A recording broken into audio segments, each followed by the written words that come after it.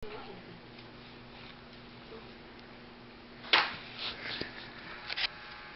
many of you have ever adopted an animal? And how many of those pets were adopted in their childhood, so they were a puppy or a kitten? Okay. So adopting an animal at any age comes with various responsibilities, and those responsibilities vary with the age of the animal. For example, a puppy is going to require some house training, but a cat, an older cat, might need a little bit more affection and attention. So I'm going to expand on that today a little bit. I'm going to teach you guys that there's no such thing as a less adoptable pet. We're going to share the reasons these pets need homes, the benefits the animals find in a home, and the benefit you may find in an animal. So first I'm going to explain what exactly a less adoptable pet is. And this is Humane Society's list of less adoptable pets. And they have listed here black-furred animals. They say that these animals are victims of big black dog syndrome. Animals with breed stereotypes, typically that's your pit bull. Animals with one-animal households, which are usually hard to get adopted because even people who adopt rescue animals, they still don't have, there's no way for them to clear out their household for one animal. Senior animals and pets with medical issues. And these percentages are also from Butte Humane Society. 54.2% of animals that are consistently staying in animal shelters are black-furred. 29.9% of them are senior animals. And 15.3% of them are pets with medical issues. So now I'm going to tell you guys why we need to get these animals out of the shelters. So obviously the only way to get them off of the less adoptable pet list is to adopt them. And as you can see by the animals that need to be in one-animal households, every little adoption makes a difference. And as Bill Guida, obviously there are regulatory laws for the conditions that animals are kept in animal shelters, but according to Bill Guida, who wrote for Kenna Show and News, in 2013, an animal shelter named Bristol Animal Shelter was shut down because of flaws in their living conditions and violations in the food of the animals. But they also kept no records for their dogs, which meant that if you were to try to adopt a dog at Bristol Animal Shelter, you would not know if they had their vaccinations or if they had been spayed or neutered, which would lead to making it harder for them to get adopted if you didn't know their history. So next I'm going to discuss how this affects the animals.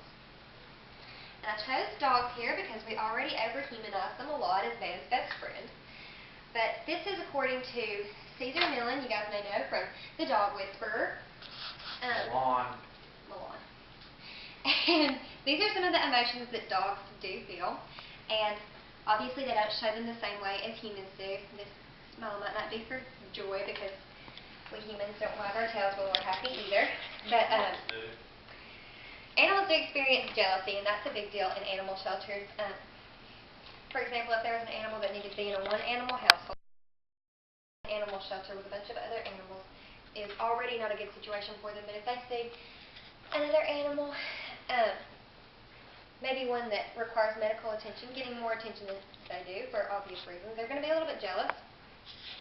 But they are really happy when they find a home. And one thing that Caesar Millan did not mention in his article was trust. And Pets with Disabilities does talk about trust a little bit. They found a dog who had been abandoned by the family that raised him. And when they took this dog in, this dog had a lot of trouble easing into being around people again. So another thing that is really important, the big changes with animals finding a home, is appropriate care.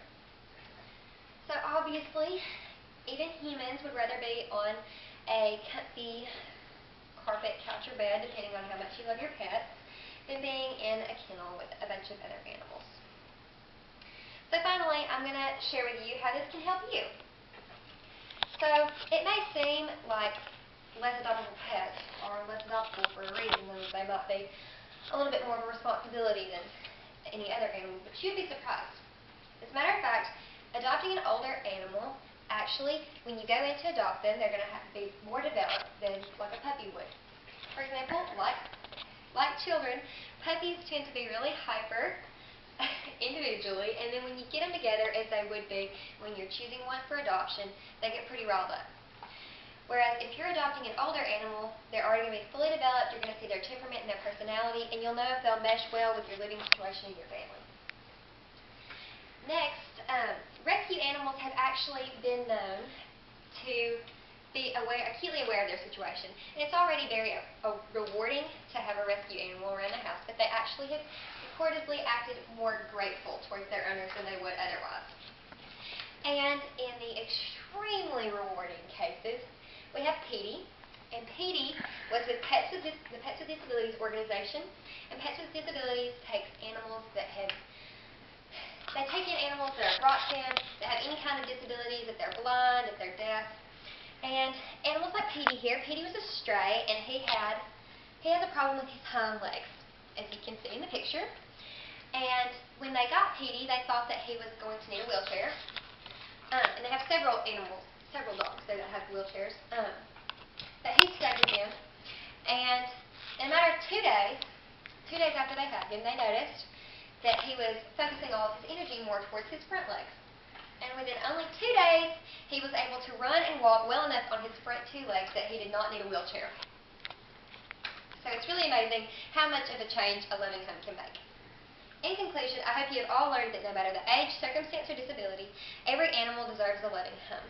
The reasons these pets need homes, the benefits formed in the animals, as well as the owners, all prove to be much more rewarding than simply escorting a puppy through to adulthood.